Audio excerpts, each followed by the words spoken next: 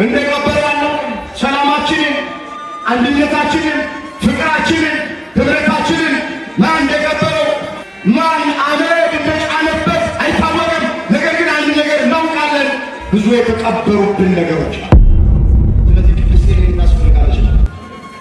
ፊልጵስዩስ ምዕራፍ 3 ቁጥር 18 ብዙዎች አለ ሐዋርያው ቅዱስ ጳውሎስ ለክርስቶስ መስቀል ጠላቶች ሆነው ይመላለሳሉ። አሁንም እንኳን እያለቀስኩ እላለሁ፣ መጨረሻቸው ጥፋት ነው። ሆዳቸው አምላካቸው ነው። ክብራቸው በነውራቸው ነው። ሐሳባቸው ምድራዊ ነው። መጨረሻቸው ጥፋት ነው። እዚህ በመዝሙር 59 ቁጥር 4 ላይ ዳዊት ምን ብሎ ነው የተናገረው? ከቀስት ፊት ያመልጡ ዘንድ ለሚፈሩ ሰዎች ምልክትን ሰጣቸው።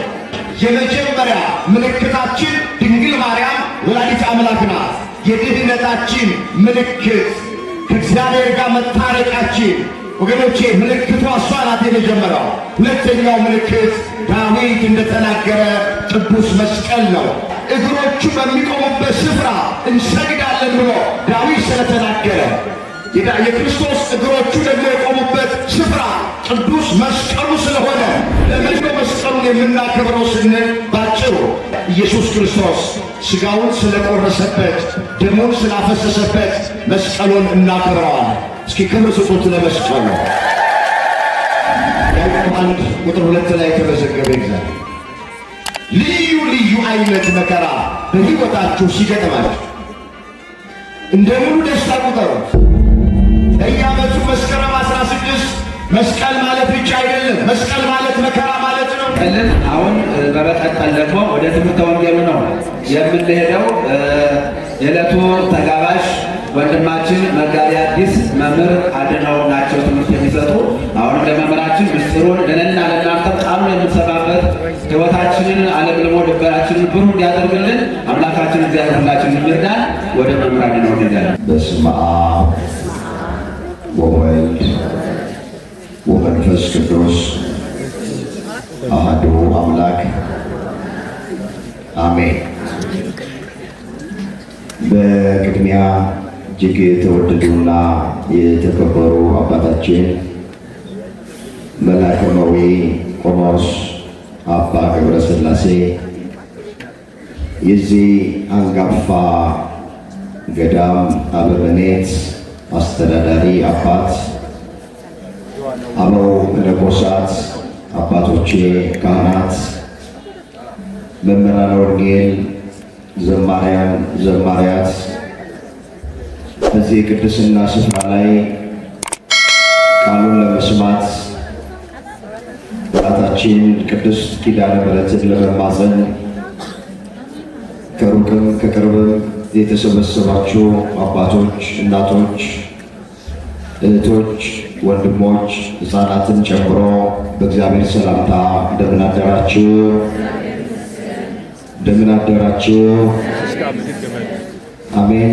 አምላካችን እግዚአብሔር ያለፈውን ጊዜ በሰላምና በጤና አስፈጽሞን በዕድሜያችን ላይ ይህችን ቀን ተጨማሪ አድርጎልን ቃሉ በሚነገርበት ስፍራ ላይ የሰበሰበን የአባቶቻችን አምላክ የእኛም አምላክ እግዚአብሔር ስለማይነገር ስጦታው ቅዱስ ጳውሎስ እንደተናገረ ክብርና ምስጋና ይግባው። የእናታችን የእመቤታችን የቅድስት ድንግል ማርያም አማላጅነቷ አይለየን። እግዚአብሔር አምላካችን ከቅዱስ መስቀል ረድኤትና በረከት ሁላችንንም በቸርነቱ ያሳትፈን።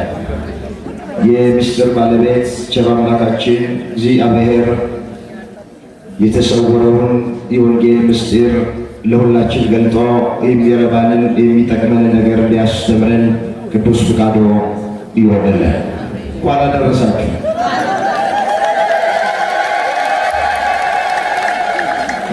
ግቢ ውስጥ በጣም በርካታ ሰው ነው ያለው። ምስጋናችሁ እጅግ አነስተኛ ነው። ስሙ የተመሰገነ ይሁን። እስኪ ለሶስተኛ ጊዜ ስሙ የተመሰገነ ይሁን። እንግዲህ ዛሬ ቤተክርስቲያናችን ከሚከበሩት የአደባባይ በዓላት መካከል አንዱ የሆነው የመስቀል የደመራ በዓልን የምናከብርበት ቀን ስለሆነ በዚህ ቀን ደግሞ በቤተ ክርስቲያን ተገኝተን ቃሉን እየሰማን ቅዳሴውን እያስቀደስን እግዚአብሔርን እያመሰገንን በቅድስናው ስፍራ ማሳለፋችን በእውነት መታደል ነው። ትልቅ በረከት፣ ትልቅ ዋጋ እናገኛለን።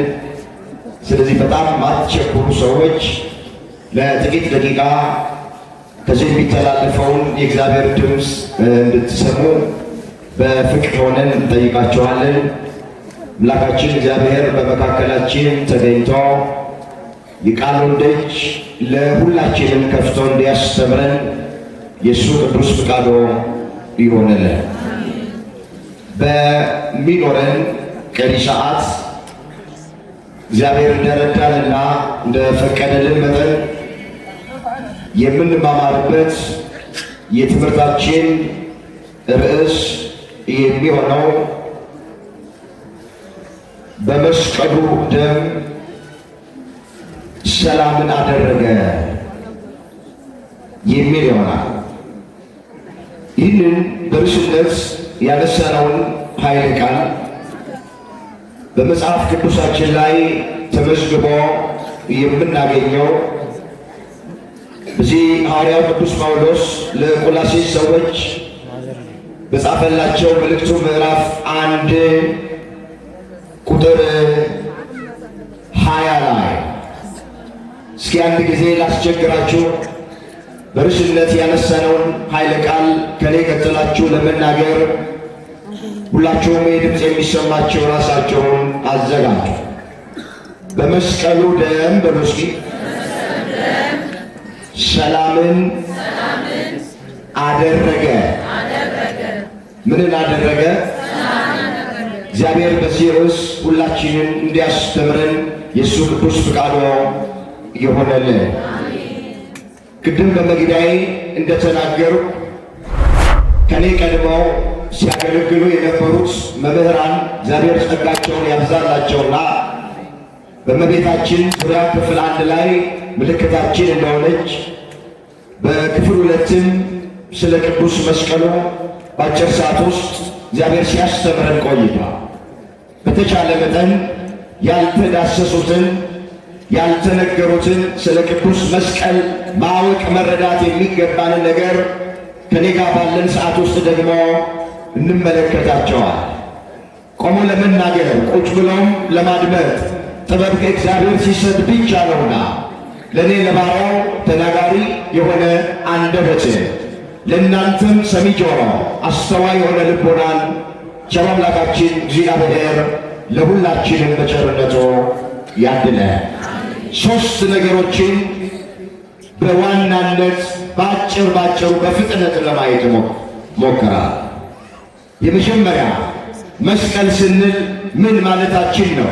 የመስቀልን ፍቺ ወይም ትርጉም አስቀድመን እናያለን። ሁለተኛ በኢትዮጵያ ኦርቶዶክሳዊት ተዋሕዶ ቤተክርስቲያን መስቀል ለምንድን ነው የሚከበረው? እሱን ባጭሩ መለከታል። ሶስተኛና የመጨረሻ የመስቀል ዓላማ ምንድን? እነዚህን ተመልክቼ ትምህርቴን እጠቀልለዋል። መስቀል ስንል 3 ፍቺ አለ። ስንት ፍቺ አልኳችሁ? 3 ፍቺ አለ። ብዙ ጊዜ እኛ መስቀል ሲባል ፊታችን ላይ የሚመጣው ይሄ ምልክቱ ነው። ነገር ግን እንደ መጽሐፍ ቅዱስ አስተምህሮ መሰረት መስቀል ስንል አንድ ፍቺ ወይም አንድ ትርጉም ብቻ ያለው ቃል አይደለም። 3 ትርጉም ነው ያለው መስቀል። እንደውም የመጀመሪያው የመስቀል ትርጉም የቤተ ክርስቲያን ሊቃውንት እንደሚናገሩት ጌታችን መድኃኒታችን ኢየሱስ ክርስቶስ በቀራንዮ አደባባይ ስለ አዳምና ስለኛ ስለ ልጆቹ የተቀበለው መከራ መስቀል እየተባለ ይጠራል። ከዚህ የሚቀድም ነገር የለም። ፊተኛው የመስቀል ትርጉም በደንብ እንድትሰሙን እንፈልጋለን። የመጀመሪያው የመስቀል ትርጉም የድንግል ማርያም ልጅ መድኃኔ ዓለም ኢየሱስ ክርስቶስ እኛን ስለማዳን የተቀበለው መከራ፣ ጎኑን በጦር መወጋት፣ እጆቹን በሚስማር መቸንከር፣ የሾህ አክሊል መድፋት፣ ሥጋው አልቆ አጥንቱ ነጭ በረዶ መስሎ እስኪታይ 6666 ጊዜ በጅራፍ መገረፉ፣ በጠቅላላ ከተወለደበት ከቤተልሔም እስከ ተሰቀለበት እስከ ቀራንዮ የተቀበለው መከራ መስቀል እየተባለ በመጽሐፍ ቅዱስ ላይ ይጠራል። ታውቃላችሁ፣ ዛሬ ቀኑ ዓርብ ነው። እንደገና ደግሞ መስከረም 16 ነው። ዓርብ ጌታችን ለቤዛ ዓለም ለድኅነተ ዓለም ከሰማይ ዝቅ ብሎ ከምድር ከፍ ብሎ የተሰቀለበት ቀን ነው። ስቅለት ነው። እንደገና መስቀል የሚከበርበት ቀን ነው። ቅድስት ኤሌኒ የተቀበረውን መስቀል ለማውጣት መስከረም 16 ቀን ነው ቁፋሮ ደመራ የተከለችው። መስከረም 17 ቀን ደግሞ ቁፋሮ የተጀመረበት ቀን ነው። ስለዚህ ዓርብና መስቀል ገጥመዋል። የመጀመሪያው የመስቀል ትርጉም ኢየሱስ ክርስቶስ የተቀበለው መከራ ማለታችን። እስኪ ጥቂት ነገር እንይ። በተለይ ሐዋርያው ቅዱስ ጳውሎስ በብዙ ስፍራ ላይ ጌታችን ስለ ሰው ልጆች የተቀበለውን መከራ መስቀል እያለ ተናግሮታል። እዚህ ኤፌሶን ምዕራፍ 2 ቁጥር 14 ጀምሮ መለከታለሁ። እንደዚህ ይላል፣ እርሱ ሰላማችን ነውና ብሎ ይጀምራል። እርሱ ምናችን ነው? ሰላማችን ማን ነው? መስክሩ። ሰላማችን ማን ነው? ወገኖቼ፣ እግዚአብሔር ሰላማችን፣ እርሱ ሰላማችን ነውና ሁለቱን ያዋሃደ በአዋጅ የተነገሩትን የትእዛዛትን ሕግ ሽሮ በመካከል ያለውን የጥል ግድግዳ በሥጋው ያፈረሰ፣ ይህም ከሁለታቸው አንድን አዲስ ሰው በራሱ ይፈጥር ዘንድ ሰላምንም ያደርግ ዘንድ ነው አለና ጥልን በመስቀሉ ገደለ። እስኪ ጥልን በመስቀሉ ገደለ። ጥል የተባለ መለያየት፣ ጥል የተባለ ፍዳ፣ መርገም፣ ኩነኔ፣ ዲያብሎስን በመስቀሉ ገደለ። በየትኛው መስቀል? በመከራ መስቀሉ ማለት ነው። በሥጋው መቆረስ፣ በደሙ መፍሰስ፣ በመከራ መስቀሉ ጥል የተባለ መለያየት፣ ጥል የተባለ ጥንተ ጠላታችን ዲያብሎስን፣ ጥል የተባለ መርገም፣ ኩነኔን፣ ፍዳን ጌታችን ኢየሱስ ክርስቶስ በመከራ መስቀሉ ገደለ። ክብር ምስጋና ለስሙ ይሆነልን። ከፍ አድርጋችኋለሁ። ስለዚህ ወገኖቼ የመጀመሪያው የመስቀል ትርጉም ክርስቶስ ስለኛ የተቀበለው መከራ ማለታችን። ወደ ሁለተኛ ይላል ጊዜያችንን ለመጠቀም። ሁለተኛ የመስቀል ትርጉም ምንድነው ስንል እኛ በክርስቶስ ክርስቲያን የተባል፣ በወልድ ውሉድ የተባል፣ በመንፈስ ቅዱስ መንፈሳውያን ተብለን የምንጠራ ስለ ቤተ ክርስቲያን፣ ስለ ሃይማኖታችን፣ ስለ ክርስቶስ ስም የምንቀበለው መከራ መስቀል ተብሎ ይጠራል። ሁለተኛው የመስቀል ትርጉም ይሄ። ታውቃላችሁ፣ በዚህች ዓለም ላይ ስንኖር ሁላችንም መከራ አለብን። የመከራው አይነት ይለያል። ነገር ግን መከራ እየተቀበለ ነው የምንኖር። እቺ ዓለም የመከራ ዓለም ናት። መጽሐፍ በዓለም ሳላችሁ መከራ አለባቸው፣ እኔ ዓለምን አሸንፌዋለሁና አይዟችሁ ተብሎ ነው የተጻፈው። እግዚአብሔር ሁላችንን አይዟችሁ ይበለ። የዮሐንስ ወንጌል ምዕራፍ 16 ቁጥር 33 በዓለም ሳላችሁ መከራ አለባችሁ፣ እኔ ዓለምን አሸንፌዋለሁና አይዟችሁ ነው የሚለው መጽሐፍ። ኦርቶዶክሳውያን ክርስቲያን ወገኖቻችን፣ እኛ ክርስቲያኖች በዚህ ዓለም ላይ ስንኖር በድሎች ትኖራላችሁ፣ በምቾት ትኖራላችሁ፣ ተሳክቶላችሁ ትኖራላችሁ ተብሎ አልተጻፈ። መስቀል አለባችሁ፣ መከራ አለባችሁ ተብሎ ነው የተጻፈ። መስቀልን ከክርስትና ክርስትናን ከመስቀል መለየት አይቻል። ምን እያልኳችሁ ነው? ክርስትና ባለበት መከራ አለ፣ መከራም ባለበት ክርስትና። እነዚህ ማይነጣጠሉ ነገሮች ናቸው። ስለዚህ ሁለተኛው የመስቀል ትርጉም መከራ ማለት የተጠራነው በስሙ ልናምን ብቻ አይደል፣ መከራንም ጭምር ልንቀበል። እንዳትደንቁ። ምንም አይነት ነገር በክርስትናችን ምክንያት፣ በሃይማኖታችን ምክንያት፣ በቤተ ክርስቲያናችን ምክንያት ቢገጥምን እንዳትደነቁ። እግዚአብሔር የተወን፣ እግዚአብሔር የረሳ፣ እግዚአብሔር የተለየን እንዳይመስላችሁ። ክርስቲያኖች ስለሆንን ነው።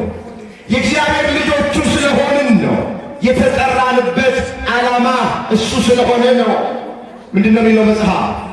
የተጠራችሁለት ለዚህ ነውና ክርስቶስን ደግሞ ፍለጋውን ልትከተሉ ስለ እናንተ መከራ ተቀብሎ ምሳሌ ትቶላችኋል። እሱ ሲሰድቡት መልሶ አልተሳደበም፣ መከራ ሲያደርሱበት አልዛትም። ነገር ግን በጽድቅ ለሚፈርድ ራሱን አሳልፎ ሰጠ ነው የሚለው መጽሐፍ። እዚህ አንደኛ ጴጥሮስ ምዕራፍ 2 ቁጥር 21 ላይ የተመዘገበ እግዚአብሔር ቃል። ቃሉን አስተውሉ። የተጠራችሁት ለዚህ ነውና የክርስቶስን ፍለጋ ልንከተል የተጠራ። ክርስቶስ ምን ኃጢአት ሰርቶ፣ ምን ወንጀል ተገኝቶበት፣ ምን በደል ተገኝቶበት ነው ያን ሁሉ መከራ የተቀበለ? ስለዚህ እኛም በስሙ የተጠራ የእሱ ተከታዮች የሆን እሱን የምናምን እሱን ተስፋ የምናደርግ በዚህ ዓለም ላይ ስንኖር ትከሻችን መሸከም እስከሚችለው መጠንና ልክ መከራ መስቀል ይገጥመናል። አዎ መከራው ሲገጥመን በጸጋ እንድንቀበለው፣ አሜን ብለን እንድንቀበለው፣ ለክብሬ ነው ብለን እንድንቀበለው አምላካችን እግዚአብሔር ሁላችንን በቸርነቱ ይርዳ። እስኪ ይህን ቃል አብረን እንበለው። ልዩ ልዩ በሉስ፣ ድገሙትስ። መከራ ሲገጥማችሁ እንደ ሙሉ ደስታ ቁጠሩት። እንደምን ቁጠሩት? ያዕቆብ 1 ቁጥር 2 ላይ የተመዘገበ እግዚአብሔር ልዩ ልዩ አይነት መከራ በሕይወታችሁ ሲገጥማችሁ እንደ ሙሉ ደስታ ቁጠሩት። በየዓመቱ መስከረም 16 መስቀል ማለት ብቻ አይደለም፣ መስቀል ማለት መከራ ማለት ነው። ስለዚህ መከራ ሲገጥማችሁ እናቶቼ፣ አባቶቼ፣ ወንድሞቼ፣ እህቶቼ ይህ ድምፅ የሚሰማችሁ አታጉረመርሙ፣ አታማሩ፣ ተስፋ አትቁረጡ፣ እግዚአብሔር ተወኝ፣ እግዚአብሔር ረሳኝ አትበሉ። የተጠራንለት ዓላማ ይሄ ነው። ክርስቶስ እውነቱን ነግሮን ነው ተከተሉኝ ያለን። መስቀል እንዳለብን መከራ እንዳለብን ነግሮን ነው ተከተሉኝ ያለን። ምን አለ? የሉቃስ ወንጌል ምዕራፍ 9 ቁጥር 23 ላይ እኔን መከተል የሚወድ ሰው ካለ ራሱን ይካድ፣ መስቀሉን ተሸክሞ ይከተለኛል። እስኪ አብረን በለው ይህንን ቃል። እኔን መከተል በሉስ። የሚወድ ሰው ካለ ራሱን ይካድና መስቀሉን ተሸክሞ ይከተለኝ። ምን ተሸክሞ? አሁን መስቀል ተሸክሞ ይከተለኝ ሲል እዚህ ጋር ምልክቱን መስቀል እንዲተሸክሞ ይከተለኝ ማለት አለ። ይህ መስቀል የሚለው ቃል እንደ አረፍተ ነገር አገባቡ የራሱ ትርጉም አለ። እዚህ ጋር መስቀል ተሸክሞ ይከተለኝ ማለት መከራ እየተቀበለ ይከተለኝ ማለት። የክርስትና ጉዞ የመስቀል ጉዞ፣ መንገዱ ቀጭን፣ ጉዞ የተራራ፣ መራብ ይኖራል፣ መጠማት ይኖራል፣ መታመም ይኖራል፣ መገፋት ይኖራል። ይሄ ነው መስቀል ማለት፣ ይሄ መከራ ማለት ይሄ። ስለዚህ እሱን በጸጋ መቀበል ነው። የቀደሙት አባቶቻችን ቅዱሳኑ፣ ጻድቃኑ፣ ሰማዕታቱ፣ ነቢያቱ አንዳቸውን በምቾት አልኖሩ። አሁን ብዙ ሰው የሚጾመው የሚጸልየው ቤተክርስቲያን የሚመጣው ቅዱስ ሥጋውን ክቡር ደሙን የሚቀበለው ምንም አይነት መከራ በሕይወቱ ሳይገጥመው በድሎትና በቅንጦት ለመኖር የሚፈልግ ሰው አለ። እዚህ ውስጥ ያለን ሰዎች ካለን ከዚህ አስተሳሰብ ውስጥ እንውጣ። በቃ የተጠራ ነው መስቀል ለመሸከም። ክርስቶስ ነግሮናል። እኔን መከተል የሚወድ ሰው ካለ ራሱን ይካድና መስቀሉን ይሸከማል። ወንድሞቼ ምንድን ነው መስቀላቸው? ያለ መስቀል ክርስትና የለም እያልኳቸው። እህቶቼ ምንድን ነው መስቀላቸው? ያለ መስቀል ክርስትና የለም። ያለ መከራ ክርስትና የለም እያልኳቸው። ሁለተኛ የመስቀል ትርጉሙ መከራ ማለት በሕይወታችን ምንም አይነት መከራ ሲገጥመን እንዳናጉረመርም፣ ከአንደበታችን የስንፍና ቃል እንዳይወጣ፣ ከሃይማኖት እንዳንወጣ፣ ከቤተ ክርስቲያን እንዳንርቅ፣ እንደውም ስር ሰደን በሃይማኖት እንድንታነጽ አምላካችን እግዚአብሔር ሁላችንን በቸርነቱ ይርዳ። ወደ ሦስተኛው ሄደ። ሦስተኛ የመስቀል ትርጉም ወይም ፍቺ ዕፀ መስቀሉ ነው። ምልክቱ መስቀል እየተባለ ይጠራል። እንዳትረሱ። የመጀመሪያ የመስቀል ትርጉም ጌታችን ኢየሱስ ክርስቶስ በቀራንዮ አደባባይ ላይ ስለኛ ሲል የተቀበለው መከራ መስቀል ይባላል ብለናል። ሁለተኛ እኛ በስሙ አምነን የምንቀበለው መከራ መስቀል ይባላል ብለናል። ሦስተኛ ምልክቱ ይሄ ሰይጣን ዲያብሎስ ራሱ የተቀጠቀጠበት የድላችን አርማ የነፃነታችን ምልክት ኢየሱስ ክርስቶስ ሥጋውን የቆረሰበት ደሙን ያፈሰሰበት ይሄ ምልክቱ ራሱ መስቀል እየተባለ ይጠራል። ሦስተኛ የመስቀል ትርጉም ይሄ እዚህ በመዝሙር 59 ቁጥር 4 ላይ ዳዊት ምን ብሎ ነው የተናገረው? ከቀስት ፊት ያመልጡ ዘንድ ለሚፈሩ ሰዎች ምልክትን ሰጣቸው። ዲያብሎስ ከወረወረው ቀስት፣ ጠላት ከወረወረው ቀስት ፍላጻ እንድን ዘንድ የተሰጠን ምልክታችን ቅዱስ መስቀል ነው። እግረ መንገዳችንን መጽሐፍ ቅዱስን ስናነብ ሁለት ታላላቅ ምልክቶች አሉ። አንደኛዋ ምልክታችን ድንግል ማርያም ወላዲት አምላክ ናት። ሁለተኛው ምልክታችን ቅዱስ መስቀል ነው። ጌታ ራሱ ምልክት ይሰጣችኋል፣ እነሆ ድንግል በድንግልና ትጸንሳለች፣ ወንድ ልጅንም ትወልዳለች፣ ስሙንም አማኑኤል ትለዋለች። የመጀመሪያ ምልክታችን ድንግል ማርያም ወላዲት አምላክ ናት። የድህነታችን ምልክት ከእግዚአብሔር ጋር መታረቃችን ወገኖቼ ምልክቷ እሷ ናት የመጀመሪያው። ሁለተኛው ምልክት ዳዊት እንደተናገረ ቅዱስ መስቀል ነው። አዎ ምልክት አድርጎ መስቀሉን የሰጠን አምላካችን ስሙ የተመሰገነ ይሁን። ከፍ አድርጋችሁ አመስግኑ። ሁለተኛ የመስቀል ትርጉም ወይም ፍቺ እንግዲህ ይህንን መስቀል በቤተ ክርስቲያናችን እናከብረዋል። አባቶቻችን እጅ ላይ እንሳለመዋል። በቤተ ክርስቲያናችን ጉልላት ላይ እንሰቅለዋል። በመስቀሉ ያገኘነውን ስለምናውቅ ማለት። ወደሚቀጥለው ነገር ነው። መስቀሉን በቤተ ክርስቲያናችን ለምንድን ነው የምናከብረው? እስኪ ወገኖቼ በኢትዮጵያ ኦርቶዶክሳዊት ተዋሕዶ ቤተ ክርስቲያን ቅዱስ መስቀል ታላቅ ክብር ይሰጠዋል። ታውቃላችሁ፣ በሌሎች ቤተ እምነት የሃይማኖት ተቋም መለያ ምልክት አድርገው ነው ቤተ እምነታቸው ላይ በሰጡት። ከዛ ያለፈ ምንም ክብር የለም። ከእኛ ቤተ ክርስቲያን ውጭ በደንብ አድርጋችሁ መስቀል የሃይማኖት ተቋም መለያ ምልክት ብሎ ነው እንጂ የተለየ ክብር አይሰጠው። በእኛ ቤተ ክርስቲያን ግን መስቀሉ ልዩ ክብራል። ቀን ተመድቦለት፣ ቀን ተሰይሞለት መስቀል ይከበራል። መስቀል ይሰገድለታል። በእኛ ቤተ ክርስቲያን እግሮቹ በሚቆሙበት ስፍራ እንሰግዳለን ብሎ ዳዊት ስለተናገረ የክርስቶስ እግሮቹ ደግሞ የቆሙበት ስፍራ ቅዱስ መስቀሉ ስለሆነ ለመስቀሉ በቤተ ክርስቲያን ስግደት ይሰገድለታል፣ ክብር ይሰጠዋል። ለምንድን ነው መስቀሉን የምናከብረው ስንል ባጭሩ የዓለምን ኃጢአት ያስወገደ የእግዚአብሔር በግ የተባለ ኢየሱስ ክርስቶስ ሥጋውን ስለቆረሰበት ደሙን ስላፈሰሰበት መስቀሉን እናከብረዋለን። እስኪ ክብር ስጡት ለመስቀሉ። እዚህ በዮሐንስ ወንጌል ምዕራፍ 1 ቁጥር 29 ላይ መጥምቀ መለኮት ቅዱስ ዮሐንስ ስለ ኢየሱስ ክርስቶስ ሲናገር ምን አለ? እነሆ የዓለምን ኃጢአት የሚያስወግድ የእግዚአብሔር በግ አለ። እስኪ እነሆ በሉ። የዓለምን ኃጢአት የሚያስወግድ የእግዚአብሔር በግ መሥዋዕት ሆኖ ለዓለም እንደሚቀርብ ሲያየው በግ አለው። ወገኖቼ በግ ቀንድ ያለው ልናርደው ሳር ከሚነጭበት ስፍራ ስንወስደው ዝም ብሎ ሄዶ ይታረዳል። ኢየሱስ ክርስቶስ በበግ የተመሰለበት ምክንያት ቀንድ የተባለ ስልጣን፣ ቀንድ የተባለ ኃይል እያለው መስቀል አሸክመውት ከሊጦስጥራ ወደ ቀራንዮ ሲወስዱት ወገኖቼ በኃይሉ በስልጣኑ ብዙ ነገር ማድረግ እየቻለ ዝም ብሎ ሄዶ ተሰቅሎላቸዋል። የፋሲካ በግ የዘመን መለወጫ በግ ልናርደው ስንወስደው ምንም አይናገርም።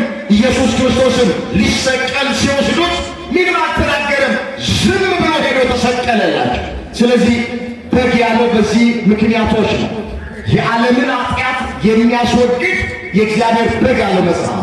ስለዚህ መስቀሉን የምናከብርበት ምክንያት ክርስቶስ ሥጋውን ስለቆረሰበት፣ ደሙን ስላፈሰሰበት፣ ስለተሰቀለበት፣ ስለቀደሰው፣ ስለባረከው መስቀልን ወገኖቼ እናከብረዋል። ታውቃላችሁ ክርስቶስ በመስቀል ላይ ከመሰቀሉ በፊት መስቀል የውርደት ምልክት ነበር። ወንጀለኛ ምርጫ ነበር።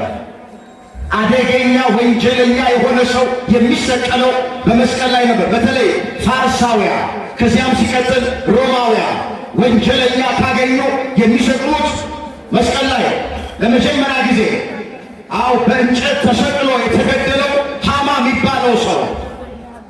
ስለዚህ ኢየሱስ ክርስቶስ በአዲስ ኪዳን ላይ የእርግማን ምልክት የነበረውን መስቀል ሥጋውን ቆረሰበትና ደሙን አፈሰሰበትና ባረከው፣ ቀደሰው። ሐዋርያው እንዲህ እንዳለ ላነበው ፈልጋለሁ። ገላትያ ምዕራፍ 2 ቁጥር 13 ላይ የተመዘገበ ቃል ተመልከቱት። የሐዋርያው ቅዱስ ጳውሎስ መልእክት ወደ ገላትያ ሰዎች ምዕራፍ 3 ቁጥር 13 ጀምሮ መለከታል። ሕግም ከእምነት አይደለም አለና ነገር ግን የሚያደርገው ቢኖር ታዟል ካለ በኋላ በእንጨት የሚሰቀል ሁሉ የተረገመ ነው። በእንጨት የሚሰቀል ሁሉ ምንድን ነው? የተረገመ ነው ተብሎ ተጽፏል። ክርስቶስ ስለኛ እርግማን ሆኖ ከሕግ እርግማን ይዋጀን ዘንድ በመስቀል ላይ ተሰቀለ። በመስቀል የሚሰቀል ሁሉ የተረገመ ነው። ወንጀል የተገኘበት፣ ፍርድ ያጓደለ፣ ድሃ የበደለ፣ ሰነድ የሰረዘ የደለዘ፣ ንጹሕ ደም ያፈሰሰ ሰው ከተገኘ በመስቀል ይሰቀል ነበረ። መስቀል የወንጀለኛ መቅጫ ነው፣ የኃጢአተኛ መቅጫ ነው ክርስቶስ ከመሰቀሉ በፊት። አሁን ግን በአዲስ ኪዳን ኢየሱስ ክርስቶስ እኛን ከሕግ እርግማን ይዋጀን ዘንድ የእርግማን ምልክት የሆነውን የበረከት ምልክት ሊያደርግልን በፈቃዱ ሞቶ በመስቀል ላይ ተሰቀለ። እሱ ከተሰቀለበት በኋላ መስቀል የወንጀለኛ መቅጫ መሆኑ ቀርቶ የኃጢአት መቅጫ፣ የዲያብሎስ መቅጫ፣ የሰይጣን መቅጫ ሆኖ ተቀይሯል። ክብር ምስጋና ለስሙ ይሁን። መስቀሉን ባርኮ የሰጠን አምላክ ስሙ የተመሰገነ ይሁን። ስለዚህ መስቀልን እናከብረዋለን። አሁን አንዳንድ ሰዎች መስቀልን ስናከብር ልክ ጣዖት እንደምናከብር አድርገው የሚናገሩ ሰዎች አሉ። ኦርቶዶክሳውያን ጣዖት ይሳለማሉ፣ ለጣዖት ይሰግዳሉ፣ ጣዖትን ያከብራሉ ብለው እንደ ልባቸው የሚናገሩ ለእንጨት ይሰግዳሉ የሚሉ ሰዎች ወገኖቼ፣ መስቀል እንጨት ተብሎ አይጠራም። ምናልባት የተሰራበትን ነገር ለመናገር ከሆነ ከእንጨት ከተሰራ የእንጨት መስቀል ነው። ከነሐስ፣ ከብር፣ ከወርቅ ከተሰራ የተሰራበትን ነገር መጥቀስ ይቻላል። ግን መስቀሉ እንጨት ተብሎ አይጠራም። ለምን ይሄ እንጨት ወደ ቅዱስ መስቀልነት ተቀይሯል? እስኪ አንድ ጥያቄ ልጠይቃችሁ። ሰው የተሰራው ከምንድን ነው? ከአፈር። አሁን ሰው ስጠብ አንተ አፈር ብላችሁ ትጠብታላችሁ? ትጠብታላችሁ? አፈሩ ወደ ምን ተቀይሯል? ወደ ሰው እንጂ ሰው የተሰራው ከአፈር ነው። ደሃውም ሀብታሙ፣ ትንሹም ትልቁም፣ በአማረ ቤት ውስጥ የሚኖረው፣ በደሳሳ ጎጆ ውስጥ የሚኖረው፣ ነጩም ጥቁሩም፣ ሁሉም የሰው ልጅ የተሰራው ከአፈር ነው። ስለዚህ ሰው ስጠራ አንተ አፈር ብላ አጠራ። አፈሩ ሰው ሆኗል በእግዚአብሔር ጥበብ። መስቀሉ ከእንጨት ሊሰራ አይችልም። መስቀሉ ከብር ሊሰራ አይችልም። መስቀሉ ከወርቅ ሊሰራ አይችልም። መስቀሉ ከአልማዝ ከከበረ ዕንቁ ሊሰራ አይችልም። ግን የተሰራበት ነገር አይደለም የሚጠራው፣ መስቀል ተብሎ ነው የሚጠራው። ቤታችን ውስጥ ብዙ ከእንጨት የተሰሩ አልጋ ሊኖር ይችላል፣ ወንበር ሊኖር ይችላል፣ ሌላም ነገር ሊኖር ይችላል። ለምሳሌ አንድ እንግዳ ከውጭ ቤታችን ቢመጣ አልጋ ላይ ተኛ ለማለት ከእንጨት የተሰራ አልጋ ቢኖር ግባና እንጨቱ ላይ ተኛ የሚለው ማንም ሰው ትሉታላችሁ? ኧረ አይባልም፣ ነውር ነው። አምባል ነው የሚባል እንጨቱ ወደ አልጋነት ስለተቀየረ ግባና አልጋ ላይ ተኛ ነው። ምን ነው? ምናልባት ከእንጨት የሰራ ወንበር ቢኖር አንድ እንግዳ ሲመጣ እንጨቱ ላይ ተቀመጥ አይባልም፣ ወንበር ላይ ተቀመጥ ነው የሚባለው። እንጨቱ ወደ ወንበርነት ተቀይሯል። ስለዚህ መስቀልም ከምንም አይነት ማዕድን ይሰራል ወገኖቼ።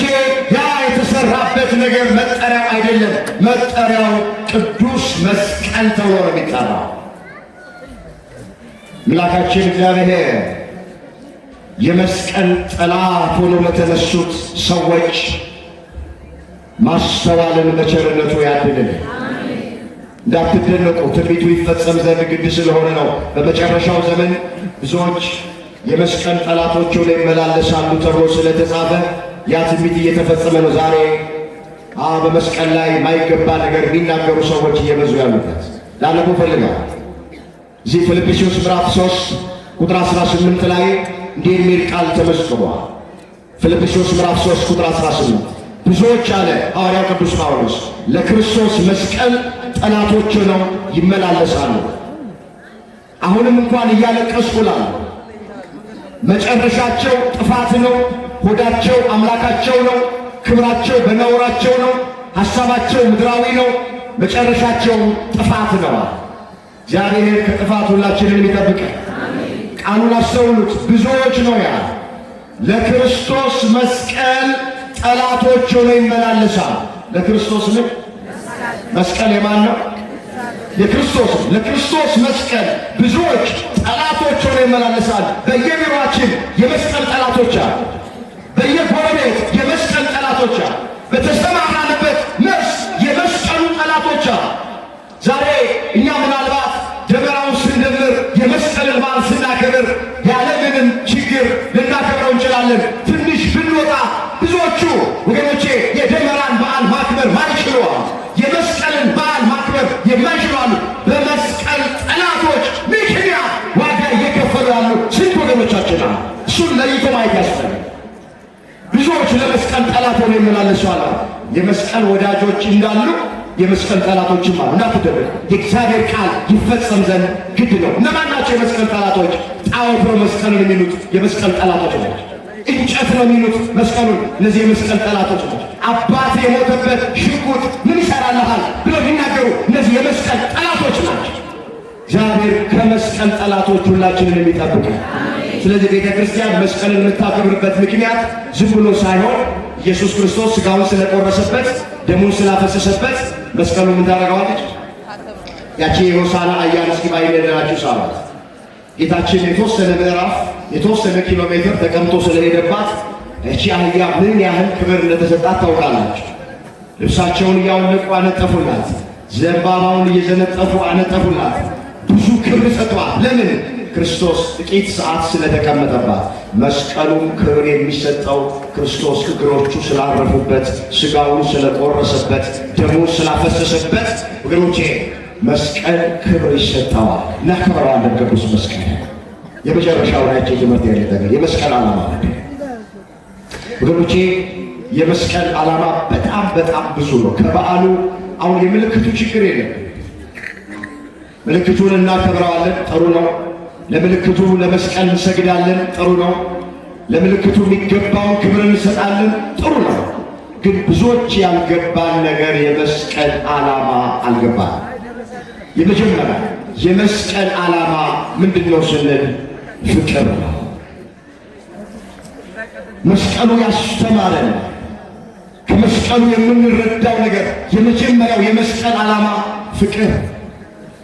ክርስቶስ በመስቀል ላይ ያን ሁሉ መከራ እንዲቀበል ያደረገው የኛ የሰው ልጆች ፍቅር ኃያል ወልደን ከዙፋኑ አወረደው እስከ ሞትም አደረሰ። መስቀል ፍቅር። ስለዚህ በመስቀል የሚያምን መስቀልን የሚወድ መስቀልን የሚያከብር ሰው የፍቅር ሰው መሆን አለበት። የመጀመሪያው የመስቀሉ ዓላማ ፍቅር ስለሆነ አሁን ፍቅር አለ ነው ጥያቄ። ብዙ የሚያማምሩ መስቀሎች አሉ። የመስቀል ችግር የለብንም። ከወርቅ የተሰራ መስቀል ጨብጠናል፣ ችግር የለም። ሚያበራ መስቀል ችግር የለም። ብዙ የመጾር መስቀሎች አሉ፣ ችግር የለም። ዓላማው ግን የመስቀል ፍቅር ነው። ክርስቶስ በመስቀል ላይ ያን ሁሉ መከራ እንዲቀበል ያደረገው ፍቅር ነው። ስለዚህ ባካችሁ ኦርቶዶክሳውያን መለያየቱን ትተን መነቃቀፉን ትተን መገፋፋቱን ትተን የመስቀል ዓላማ ፍቅር ስለሆነ እግዚአብሔር የእርስ በርስ ፍቅር ለሁላችሁ ለሚስት ባል ከሚስት ሚስት ከባል ወንድም ከእህት እህት ከወንድም ጓደኛ ከጓደኛ ጎረቤት ከጎረቤት በአንድ ቤተ ክርስቲያን ውስጥ የምናገለግል ካህን ከካህን ሰባኪ ከሰባኪ ዘማሪ ከዘማሪ ሁላችንም እርስ በርሳችን የመስቀሉ ዓላማ ፍቅር ስለሆነ በፍቅር እንድንመላለስ መድኃኔዓለም ሁላችንንም ይርዳ። ሁለተኛ የመስቀል ዓላማ ይቅርታ። በመስቀል ላይ ተሰቅሎ ኢየሱስ ክርስቶስ አባት ሆይ የሚያደርጉትን አያውቁምና ምን በላቸዋል? ጨርሱት። ምን በላቸው? ስለዚህ መስቀል ይቅርታ ነው። ዓላማው ይቅርታ ነው። የሉቃስ ወንጌል ምዕራፍ 23 ቁጥር 34 ላይ የተመዘገበ ቃል አባት ሆይ የሚያደርጉትን አያውቁምና ይቅር በላቸው። መስቀል ሁለተኛው ዓላማ ይቅርታ። ስለዚህ እርስ በርሳችን ይቅር ልንባባል ይገባል። ቂም በቀል ከልባችን አውጥተን በቀልን ከልባችን አውጥተን ቂምን ከልባችን አውጥተን መስቀልን የምንወድ መስቀልን የምናከብር ለመስቀል የምንሰግድ ሰዎች ይቅር ባይ እንድንሆን መድኃኔዓለም ሁላችንን ይርዳ። ሌላው የመስቀል ዓላማ ምንድነው ስንል መታዘዝ ነው። ሐዋርያው ቅዱስ ጳውሎስ ለመስቀል ሞት እንኳን ታዘዘ ይለዋል ክርስቶስ። ስለዚህ መታዘዝ፣ ቤተ ክርስቲያንን መታዘዝ፣ አባቶችን መታዘዝ፣ እግዚአብሔርን መታዘዝ። መጽሐፍ እሺ ብትሉ ለእግዚአብሔር ብትታዘዙ የምድርን በረከት ትበላላችሁ ተብሎ ተጽፏል። መስቀል ሶስተኛው ዓላማው መታዘዝ ነው። አራተኛው የመስቀል ዓላማ ሰላም ነው። በመስቀሉ ደም ሰላም አደረገ። መስቀል ሰላም ነው ወገኖች። መስቀል ትዕግስት ነው። የመስቀልን ሞት ታገሰ አለ ሐዋርያው ቅዱስ ጳውሎስ። ስለዚህ እነዚህ ሁሉ የመስቀል ዓላማዎች ናቸውና ዓላማውን እንድንፈጽመው፣ ዓላማውን እንድናስተውለው፣ ዓላማውን እንድንከተለው፣ እንደ መስቀሉ ዓላማ እንድንመላለስ አምላካችን እግዚአብሔር ሁላችንን ይርዳ። አንድ ቃል ተናገረ ትምህርት ይተከለለ። እንግዲህ ሁላችሁ እንደምታውቁት መስቀሉ እንደተከበረ አልቀረም። ከ300 ዓመት በኋላ ከተቀበረበት ውስጥ በቅድስት እሌኒ ምክንያት ከተቀበረበት ስፍራ መስቀሉ ወጥቷል። ብዙ ጠራቂ፣ ብዙ ጉድፍ፣ ብዙ ቆሻሻ አይሁድ ይጥሉበት ነበር። የክርስቶስ መስቀል ላይ ዕውር ሲያበራ፣ ለምጽ ሲያነጻ፣ ሽባ ሲረታ፣ ጎባጣ ሲያቀና፣ ድንቃድንቅ ተአምራቶችን ሲያደርግ አይተው መስቀሉን ቀብረውት ነበር። የሚፈልገውም ለብዙ ዘመናት አልነበረም።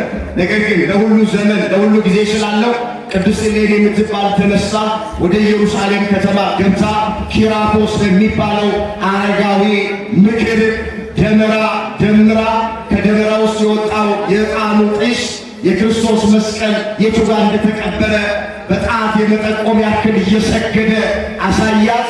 ዛሬ መስከረም 16 ቁፋር ባለው ደመራውን ደምራ በነገው ዕለት መስከረም 17 ቀን ቁፋሮ አስጀምራ ከ6 ወር በኋላ መጋቢት 10 ቀን የተቀበረው የክርስቶስ መስቀል ከተቀበረበት ስፍራ ወጥቷል። ክብር ምስጋና ለአምላካችን እግዚአብሔር። ዛሬ በሕይወታችን ብዙ የተቀበሩብን ነገሮች ሊኖሩ ይችላል። እግዚአብሔር እንመን፣ እግዚአብሔርን ተስፋ እናድርግ። የጊዜ ጉዳይ ነው እንጂ እንደተቀበሩ አይቀርም። ማን ያወጣቸዋል? መስክሩ። ማን ያወጣቸዋል? አዎ እሱ ነው የመጨረሻ መጠለያችን። ብዙ የተቀበሩብን ነገር አለ። በሀገር ላይ ሰላም፣ ፍቅር፣ በረከት ተቀብረዋል። እንደምታውቁት እኔ ከምነግራችሁ በላይ እያንዳንዳችሁ ጠንቅቃችሁ ታውቃላችሁ ምን ያልተቀበረብን ነገር አለ በሀገራችን ኢትዮጵያ ላይ። ማቆፍሮ እንደቀበራለሁ ሰላማችንን፣ አንድነታችንን፣ ፍቅራችንን፣ ህብረታችንን ማን እንደቀበረው ቆሻሻ እንደደፋበት አይታወቅም። ማን አመድ እንደጫነበት አይታወቅም። ነገር ግን አንድ ነገር እናውቃለን፣ ብዙ የተቀበሩብን ነገሮች። ስለዚህ ቅድስት ኤሌኒ ታስፈልጋለች ማለት ነው። የተቀበረውን ሰላም የምታወጣ፣ የተቀበረውን ፍቅር የምታወጣ፣ የተቀበረውን አንድነታችን የምታወጣ፣ የተቀበረውን በረከት የምታወጣ እንደ ኤሌኒ ያለች ጀግና ታስፈልጋለች። ግን በእምነት ሆነን የምንናገረው የተቀበሩ ነገሮች እንደተቀበሩ አይቀሩም። አባቶቻችን ምን ይላሉ? እውነትና ንጋት እያደረ ይጠራል። መጽሐፍ ደግሞ ምን ይላል? ማይገለጥ የተከደነ የማይታይ የተሰወረ ነገር የለም። እስኪ ከኔ ቀጥላችሁ ቃል ተናገሩ። የማይገለጠው እስኪ ድምፃችሁን እፈልጋለሁ። ማይገለጥ የተከደነ የማይታይ የተሰወረ አንዳች ነገር የለም። ማቴዎስ 10 ቁጥር 26 ላይ የተመዘገበ እግዚአብሔር ቃል መስቀሉ እንደተቀበረ አልቀረም፣ ከተቀበረበት ወጥቷል። የጤና ጉዳይ የተቀበረባችሁ፣ በረከት የተቀበረባችሁ፣ ፍትህ የተቀበረባችሁ፣ በትዳራችሁ ሰላም የተቀበረባችሁ፣ ፍቅር የተቀበረባችሁ፣ ሌላም ነገር የተቀበረባችሁ ሰዎች ካላችሁ ተስፋ አትቆርጡ፣ አይዟችሁ። ከኪዳነ ምሕረት ደጅ እንዳትጠፉ። ኪዳነ ምሕረት በአማላጅነቷ የተቀበረውን ማውጣት ትችላል። ምንድን ነው የተቀበረባችሁ? ምንድን ነው የተቀበረባችሁ? እህቶች ደጅ ጥኑ፣ ተማጸኑ፣ እግዚአብሔር ተማጸኑ። ኪዳነ ምሕረት እንዳለቀሳችሁ አትቀሩ፣ እንዳዘናችሁ አትቀሩ፣ አንገታችሁ እንደደፋችሁ አትቀሩ። ለሁሉ ጊዜ ያለው ያል መጽሐፍ 300 ዓመት ነው መስቀሉ የተቀበረው። ከ300 ዓመት በኋላ የተቀበረ መስቀል ወጣ። 3 መስቀሎች ወጡ። እንዴት ትለየው? የሁለቱ ወንበዴዎች ነው መስቀሉ። አንደኛው የክርስቶስ ነው። የሁለቱን መስቀሎች ለምጻሙ ላይ ብታስቀምጠው ለምጹ አልነጻም። ድውዩ ላይ ብታስቀምጠው ድውዩ አልፈወሰም። ጎባጣ ላይ ብታስቀምጠው ጎባጣው አልቀናለ። የክርስቶስን መስቀል ድውያን ላይ ስታስቀምጥ ድውያን ተፈወሱ። ጎባጣ ላይ ስታስቀምጥ ጎባጣው ቀናለ። እውር ላይ ሲቀመጥ እውራን ነበሩ። በዚህ ምክንያት የክርስቶስ መስቀል መሆኑ ታወቀ። ደግሞ ደስ ይበላችሁ። ይሄ የጌታችን መስቀል ቀኝ እጁ ያረፈበት ግማደ መስቀሉ በሀገራችን በኢትዮጵያ ነው ያለው። ግሸን ደብረ ከርቤ እግዚአብሔር አብ ቤተክርስቲያን የክርስቶስ ግማደ መስቀል ቀኝ እጁ ያረፈበት መስቀል በሀገራችን በኢትዮጵያ ነው። የመስቀሉ በረከት ከሁላችን ጋር አይሆን። ሁላችንን ከቁጥር ሲያጎልና በቱ ያድርሰን። ቤተክርስቲያናችንን ከውጭም ከውስጥም ፈተና ይጠብቀን። ለሀገራችን ለኢትዮጵያ እውነተኛ ሰላም አምላካችን እግዚአብሔር ይስጠን። የልባችንን መሻት ኪዳነ ምሕረት ለሁላችንም ትፈጽምልን። ዘመናችንን የሰላም የፍቅር የበረከት የብልጽግና የስኬት ዘመን ለሁላችንም ያደርግልን። መድኃኔዓለም የሁላችን መጨረሻ